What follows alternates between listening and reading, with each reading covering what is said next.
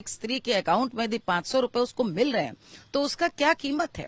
या किसी भी स्त्री का अपना अकाउंट होना, स्त्री का अपना चूल्हा होना, स्त्री कहीं भी जाए तो बेखौफ जाए, ये मुझे लगता है कि मैंने नहीं देखा कम से कम उत्तर प्रदेश में इस प्रकार का एक अभिमान स्त्रियों में जैसा आपकी बार दिख रहा है। तो वो बहुत मुखर होकर बोल भी रही थी कि और के जीती है, योगी बाबा जीती है और के कर हम वोट दें।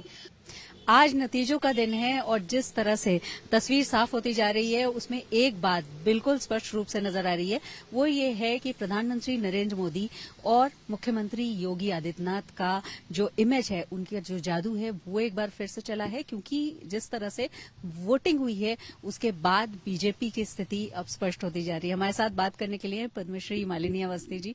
मालिनी जी, पहले भी बात हुई थी, लेकिन जिस तरह से तस्वीर साफ होती जा रही है, आपको क्या लगता है कि लोगों ने, खासतौर पर महिलाओं ने, भरोसा जताया? बिल्कुल, अभी तो रुझान है, ट्रेंड्स है, लेकिन ट्रेंड्स में बहुत स्पष्ट है कि क्या होने वाला है। ये अभी देखिए जनता ने अपना एक विचार व्यक्त किया। हम लोगों को तो ये बात काफी समय से दिख रही थी, परिलक्षित हो रही थी, जिस तरह से खुलकर मुखर होकर के स्त्रियां या वोटर प्रशंसा करते हुए दिख रहे थे। और मुझे लगता है, मैं यहीं पली बड़ी हूँ, यहीं ब्याही, यहीं जीवन बीता है। उत्तर प्रदेश एक लंबे समय से एक कॉम्पोजिट डेवलपमेंट से महरूम रहा है। कॉम्पोजिट से मेरा मतलब है कि जहां पर आप कहें कि पूर्वी उत्तर प्रदेश, पश्चिमी उत्तर प्रदेश, गांव, शहर, स्त्री, पुरुष, कोई बायस नहीं रहा। सर्वांगीण विकास, एक योजना नहीं, एक सड़क नहीं, हर जगह पे, हर मोर्चे पे सरकार जुटती दिखाई दे। मुझे याद है, मैं एक उदाहरण देना चाहूंगी। मैं संयोग से उस दिन झांसी में थी, मैं जरूर इसको व्यक्तिगत अनुभव आपको बताऊंगी। और संयोग से उस दिन योगी आदित्यनाथ जी, हमारे यशस्वी मुख्यमंत्री जी, ललितपुर में दौरे में थे। मैं अपने कार्यक्रम के लिए गई थी, 2 साल पुरानी बात है। तो उन्होंने वहां पर जनता से ऐसी बातचीत, कुछ उद्घाटन था, तो उन्होंने कहा कि यहाँ पिछले मुख्यमंत्री कब आए थे और कितनी बार आए। तो सबने ललितपुर में कहा कि एक बार, कभी कोई। तो उन्होंने कहा, देखो मैं 4 बार में चौथी बार आया हूँ, अभी चुनाव डिक्लेयर भी नहीं हुआ है।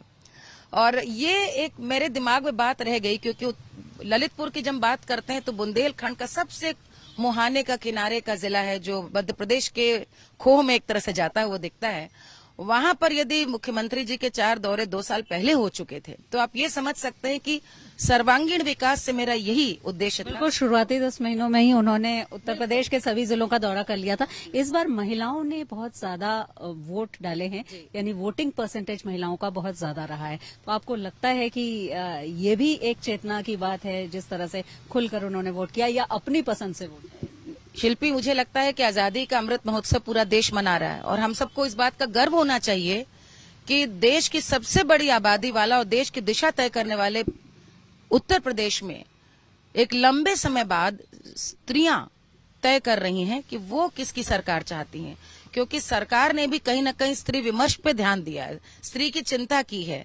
जब मुझे याद है, हमारे आदरणीय प्रधानमंत्री जी ने जब टॉयलेट बनवाने शुरू किए तो उसमें विपक्ष हंसता था। उत्तर प्रदेश में चाहे वो शांति व्यवस्था हो, चाहे मिशन शक्ति हो, स्त्रियों की सुरक्षा, उनकी सबलता, उनके आगे बढ़ने के सारे रास्ते, जो भी सरकार की चाहे योजना थी, आज हम नहीं सोच सकते जो लोग 500 रुपए की टिप होटल में दे के आते हैं कि एक स्त्री के अकाउंट में यदि 500 रुपए उसको मिल रहे हैं तो उसका क्या कीमत है। या किसी भी स्त्री का अपना अकाउंट होना, स्त्री का अपना चूल्हा होना, स्त्री कहीं भी जाए तो बेखौफ जाए, ये मुझे लगता है कि मैंने नहीं देखा कम से कम उत्तर प्रदेश में इस प्रकार का एक अभिमान स्त्रियों में जैसा आपकी बार दिख रहा है। तो वो बहुत मुखर होकर बोल भी रही थी कि और के जीती है, योगी बाबा जीती है और के कर हम वोट दें। तो आपकी बार मैं जिस तरह से इलेक्शन के जो 7 चरण थे, मैं तो चूंकि शिल्पी, मेरा एक लंबा अनुभव चुनाव आयोग के संग भी एज ए ब्रांड एम्बेसडर रहा है, तो मैंने हमेशा देखा है कि यूपी का वोटर इतना मुखर नहीं था, ये शांत होकर के वोट देता था। इस बार मैंने आपकी बार देखा कि जनता बहुत मुखर थी, वो छिपाना नहीं चाहती थी। यदि वो बीजेपी को वोट दे रही थी, योगी आदित्यनाथ जी के पक्ष में वोट दे रही थी, तो खुल करके इसको स्वीकार भी रही थी। ये मुझे लगता है कि एक लंबे समय बाद उत्तर प्रदेश का आत्मगौरव वापस आया है। इसमें अयोध्या का, इसमें काशी का, और हम इस बात को हमेशा स्मरण रखें कि जब स्त्री की बात करते हैं तो परिवार की धुरी होती है। वो मन से श्रद्धालु है, उसकी आस्था भगवान राम में, उसकी आस्था और चिंता अपनी बेटी को लेकर, उसके भविष्य के लिए। तो तो इन मुद्दों पर महिलाओं ने वोट किया। शुक्रिया हमसे बातचीत करने के लिए। तो ये हैं मालिनी अवस्थी जी। श्री मालिनी अवस्थी गायिका तो है ही, लेकिन साथ ही साथ राजनीतिक रूप से भी बहुत सक्रिय रही हैं और ब्रांड एम्बेसडर चुनाव आयोग की रही हैं, यानी मतदान का प्रतिशत बढ़ाने के लिए उन्होंने कई काम किए हैं। और इस बार उनका मानना है कि महिलाओं ने जिस तरह से खुलकर वोट किया है, अपनी पसंद से वोट किया है, वो कहीं न कहीं उनकी राजनीतिक चेतना का सूचक है। वीडियो जर्नलिस्ट रोहित मिश्रा के साथ शिल्पी सेन, लखनऊ।